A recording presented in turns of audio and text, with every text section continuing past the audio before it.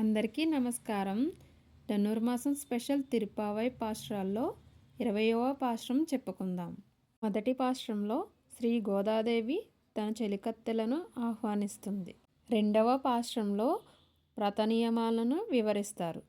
మూడవ పాశ్రంలో వామనావతారం గురించి వివరిస్తారు మన ఆండాళమ్మవారు. నాలుగవ పాశ్రంలో శ్రీకృష్ణ పరమాత్మ గురించి తెలుసుకున్నాం. ఐదవ పాశ్రంలో పర్జన్య దేవుణ్ణి వర్షాలు కురిపించమని ప్రార్థిస్తుంది ఆండాళమ్మవారు. ఆరవ పాశ్రంలో గోపికలందరూ లేచిన ఇంకాను ఒక గోపిక నిద్రిస్తూ ఉండడం గమనించి ఆ గోపకన్యను నిద్ర మేలుగొలుపుతూ ఉంటారు. ఏడవ పాశ్రంలో నిద్రిస్తున్న ఆ గోపకన్యను రావమ్మ వ్రతం ఆచరించడానికి అని ఆండాళమ్మవారు నిద్ర మేలుగొలుపుతూ ఉంటారు. ఎనిమిదవ పాశ్రంలో గోష్ఠిగా వెళ్ళి వ్రతం ఆచరించుకుందామని నిద్ర మేలుగొలుపుతూ ఉంటారు. 9వ పాశ్రంలో నిద్రిస్తున్న ఆ గోపకన్య యొక్క భవనం గురించి వివరిస్తారు. 10వ పాశ్రంలో గాఢ నిద్రలో ఉన్న ఆ గోపకన్య ఎంత పిలిచినా లేవకపోయేసరికి ముందుగానే నోము నోచావా ఏమి అని అడుగుతూ ఉంటారు. 11వ పాశ్రంలో నిద్రిస్తున్న ఆ గోపకన్యకు ఒక అన్నగారు ఉన్నారంట. ఆయన యొక్క గొప్పదనం గురించి వివరిస్తారు. 12వ పాశ్రంలో నిద్రిస్తున్న ఆ గోపకన్యకు ఒక అన్నగారు ఉంటారంట. ఆయన ఎలాంటి వారంటే స్వధర్మాన్ని కూడా ఆచరించకుండా కేవలం భగవత్ కైంకర్యంలోనే మునిగి తేలుచూ ఉంటారంట. అలాంటి వ్యక్తి యొక్క చెల్లెలు అయిన ఈ గోపకన్యను నిద్ర మేలుగొలుపుతూ ఉన్నారు. 13వ పాశ్రంలో నిద్రిస్తున్న ఆ గోపకన్య నిద్ర నుంచి మేల్కొని కళ్ళు తెరిచి చూస్తుంది. 14వ పాశ్రంలో గోపకన్య ఇంటిలోని తోటని వర్ణిస్తారు. అలాగే ఆ పరమాత్మ యొక్క నేత్ర సౌందర్యాన్ని కూడా వర్ణిస్తారు. ఇప్పటి వరకు లేపబడిన గోపికలందరూ ఒక ఎత్తు అయితే ఈ 15వ పాశ్రంలో గోపకన్య ఒక ఎత్తు. 16వ పాశ్రంలో గోపకన్యలందరూ కలిసి ఆ స్వామివారి దర్శనం కోసం వెళ్ళి అక్కడ ద్వారపాలకుల్ని ఆ నందగోపని శరణాగతి కోరి వచ్చాము, తలుపు తెరువుము అని ప్రార్థిస్తారు ఆ ద్వారపాలకుల్ని. 17వ పాశ్రంలో గోపబాలికలందరినీ లోపలికి అనుమతిస్తారు ఆ ద్వారపాలకులు. 18వ పాశ్రంలో ఆ నందగోపని యొక్క వైభవం చెబుతారు. ఇంకా నీలాదేవి అమ్మవారిని నిద్ర మేలుగొలుపుతారు. 19వ పాశ్రంలో నీలాదేవి అమ్మవారు ఇంకా శ్రీకృష్ణులను వేడుకుంటూ ఉంటారు మన ఆండాళమ్మవారు. 20వ పాశ్రంలో స్వామివారిని నిద్ర మేలుగొలుపుతున్నారట. ఈ పాశ్రంలో తెలుసుకుందాం. జై రామానుజ. ఇప్పుడు 20వ పాశ్రం చెప్పుకుందాం.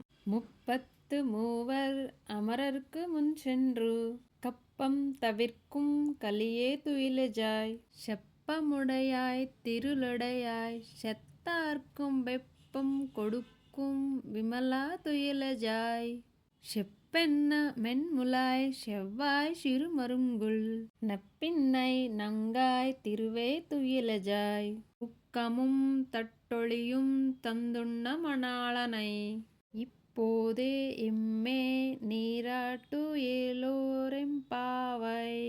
ఇప్పుడు ఈ పాశ్రానికి భావం చెప్పుకుందాం. 33 కోట్ల దేవతలకు ఏ విధమైన సంకటములు వచ్చినాను ముందుగానే అటుకుపోయి వారిని రక్షించు సమర్థగల ఓ స్వామి, నిద్రలేచి రమ్ము.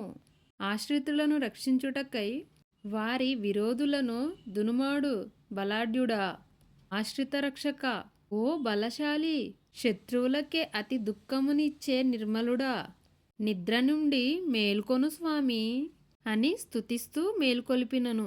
స్వామి మేల్కొండుట చూచి జగన్నాటక సూత్రధారి అయిన ఆ జగన్నాథునిని మేల్కొల్పుమని నీలాదేవిని ప్రార్థిస్తున్నారు గోపికలు.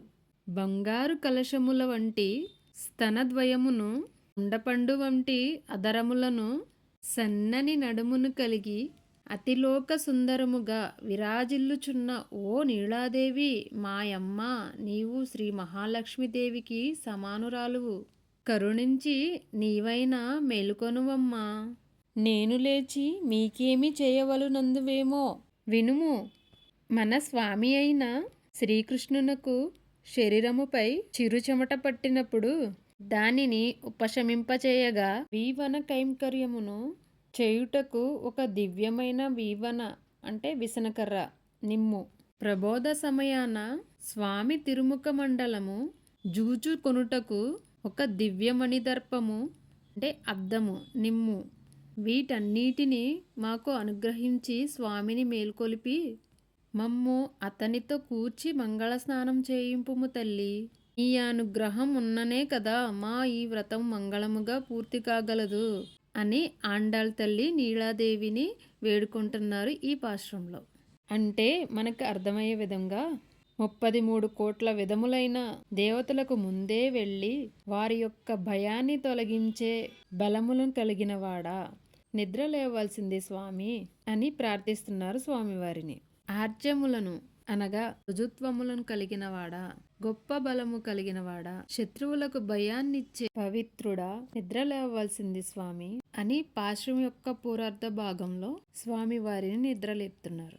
అందమైన వక్ష సంపద, ఎర్రని అధరములు కలిగిన ఆమె, సన్నని నడుము కలిగిన ఆమె, నీలాదేవి అని పేరు గల నిండైన విగ్రహం వంటి గుణాలు కలిగిన ఆమె, సాక్షాత్తు లక్ష్మీదేవి అయినటువంటి నీలాదేవి నిద్రలేవలసింది అమ్మా అని అమ్మవారిని కీర్తిస్తుంది. విసినికర్రను అద్దమును ఈ రెండు ఇచ్చి మీ ఆయన కూడా మాకు ఇవ్వాలమ్మా, ఇప్పుడే మమ్మల్ని స్నానమాడు చేయుము అని అమ్మవారిని ప్రార్థిస్తున్నారు. ఉత్తరార్ధ భాగంలో అమ్మవారిని ఈ రకంగా ప్రార్థిస్తున్నారు. ఇంతటితో పాశ్రం ముగిసింది. జై రామానుజ. ఆండాళ్ తిరుహడే శరణం. నచ్చితే లైక్ చేసి సబ్స్క్రైబ్ చేసుకోండి.